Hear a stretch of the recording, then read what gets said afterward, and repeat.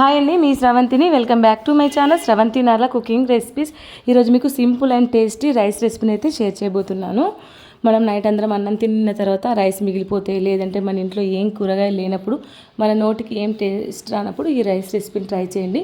Meal maker rice just 2 ingredients తోటి ఈ రైస్ని ప్రిపేర్ చేసుకోవచ్చు. చేసుకోవడం కానీ చాలా సింపుల్గా, టేస్ట్ అయితే చాలా బాగుంటుంది. వీడియోని ఎక్కడ కూడా స్కిప్ చేయకుండా ఫస్ట్ నుంచి లాస్ట్ వరకు చూడండి. ఎవరైతే మన ఛానల్ని సబ్స్క్రైబ్ చేసుకోకపోతే ప్లీజ్ మన ఛానల్ని సబ్స్క్రైబ్ చేసుకోండి. బెల్ ఐకాన్ని మాత్రం ఆన్లో ఉంచండి. ముందుగా స్టవ్ ఆన్ చేసి ఒక బౌల్లో సగం వరకు వాటర్ తీసుకొని వాటర్ని వేడి చేయాలి. ఇప్పుడు వేడి వాటర్లో నేను ఇప్పుడు ఒక మిల్ మేకర్ ప్యాకెట్ని అయితే తీసేసుకొని మిల్ మేకర్ని అయితే హాట్ వాటర్లో వేసేసి 10 నిమిషాలు అలాగే పక్కన ఉంచేసుకోవాలి. అప్పటి వరకు నేను ఒక 4-5 పచ్చిమిర్చి అండ్ 2 ఆలుని ఇలాగ పొడుగా కట్ చేసి పెట్టుకున్నాను. పచ్చిమిర్చి కట్ చేసి పెట్టుకున్నాను. కరివేపాకు, కొత్తిమీర, 2 ఇలాచి, 2 లవంగాలు, కొద్దిగా దాల్చిన చెక్క, 2 బిర్యానీ ఆకులు, ఇవన్నీ ప్లేట్లో ముందుగానే ప్రిపేర్ చేసుకొని పక్కన పెట్టేసుకున్నాను. మరొకసారి స్టవ్ ఆన్ చేసి ఒక బౌల్లో ఒక 3 టేబుల్ స్పూన్ వరకు అయితే ఆయిల్ అయితే వేసేసుకోవాలి. ఇలా ఆయిల్ హీట్ అయిన తర్వాత మనం కట్ చేసుకున్న బంగాళదుంప ముక్కలు, పచ్చిమిర్చి, బిర్యానీ ఆకు, బండ పువ్వు, 2 ఇలాచీలు, 2 లవంగాలు, కొద్దిగా దాల్చిన చెక్క, ఇవన్నీ ఒకదాని తర్వాత ఒకటి వేసేసుకోవాలి. ఇలా వేసేసుకున్న తర్వాత ఇందులో పైనుండి 1 స్పూన్ జీలకర్ర కూడా వేసేసుకొని ఒకసారి బాగా మిక్స్ అయ్యేంత వరకు మనం మంచిగా కలుపుకోవాలి. ఇలా కలుపుకున్న తర్వాత మనం 10 మినిట్స్ తర్వాత వాటర్లో నానబెట్టుకున్న మిల్ మేకర్ని వాటర్ లేకుండా టైట్గా పిండేసి ఇందులో మిల్ మేకర్ని అయితే వేసేసుకోవాలి. ఇప్పుడు మిల్ మేకర్ని ఇందులో వేసేసుకున్న తర్వాత ఇలా కచ్చా పచ్చ దంచుకున్న వెల్లుల్ని కూడా వేసేసుకోవాలి. ఇప్పుడు వీటిని కూడా ఒకసారి ఆయిల్లో బాగా మిక్స్ అయ్యేంత వరకు ఒక 5 మినిట్స్ వరకు కలుపుకోవాలి.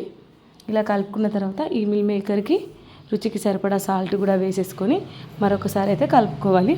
ఇలా కలుపుకున్న తర్వాత ఇప్పుడు మంటను లో ఫ్లేమ్లో పెట్టేసి మనం మూత పెట్టేసుకోవాలి. అప్పటి వరకు ఒక బౌల్లో, మీరు బౌల్ అయినా తీసుకోండి, గ్లాస్ అయినా తీసుకోండి, మీరు ఏదైనా తీసుకోండి. నేను ఇక్కడ టీ తాగే గ్లాస్ తీసుకున్నాను. టీ తాగే గ్లాస్ తోటి 3½ రైస్ని అయితే తీసుకున్నాను.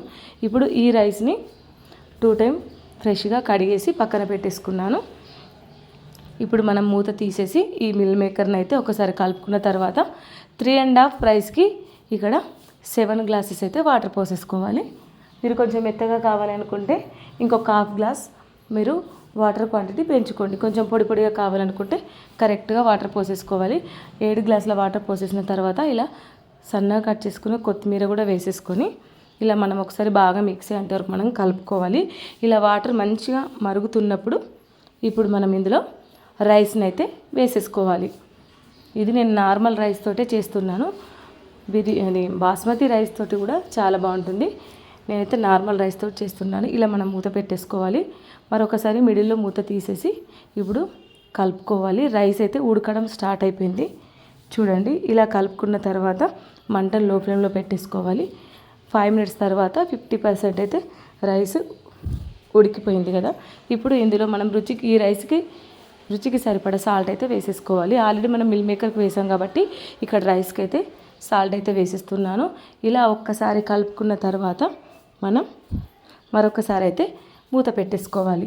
మళ్ళీ ఒకసారి ఒక 5 మినిట్స్ తర్వాత మూత తీసేసి పైనుండి కొంచెం గరం మసాలా వేసేసుకొని కలుపుకొని మూత పెట్టుకొని స్టవ్ ఆఫ్ చేసేస్తే సరిపోతుంది. ఎంతో టేస్టీగా, simple and tasty, just 2 ingredient తోటే మిల్ మేకర్ రైస్ అయితే రెడీ.